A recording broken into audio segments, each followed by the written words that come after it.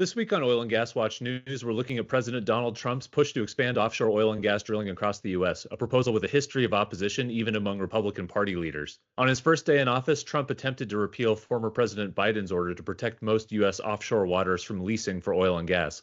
Biden's order applied to federal waters in the Pacific, Atlantic, and Alaska and the eastern part of the Gulf of Mexico. Biden allowed oil and gas production to continue in the western and central Gulf, where 97% of offshore oil and gas production takes place. If Trump succeeds, an expansion of offshore oil and gas development would not only contribute to climate change, but expose more of the nation's coastlines to oil spills and leaks. Deepwater Horizon, the largest oil spill in U.S. history, released 134 million gallons of oil into the Gulf of Mexico over 87 days in 2010 after an explosion of an offshore drilling rig.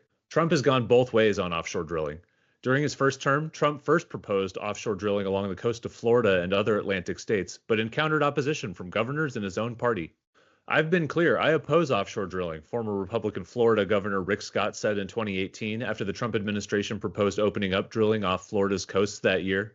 Florida Governor Ron DeSantis opposes offshore drilling, as did Congressman Matt Gaetz of Florida, a Republican and Trump loyalist who resigned in November. Gaetz said on the House floor in 2023 that the coasts of Florida, Georgia, and South Carolina, all represented by Republicans, should all be protected from offshore drilling. "Offshore drilling is broadly opposed by coastal communities," Gaetz said. President Trump then reversed course and in 2020 enacted a 10-year moratorium on drilling off the coast of his current home state of Florida, as well as Georgia and South Carolina. During his first term, Trump also tried to expand offshore drilling in Alaska, but was blocked by the courts.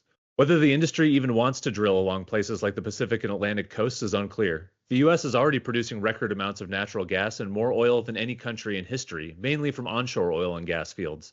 The U.S. has also become the world's top exporter of natural gas and among the top exporters of oil.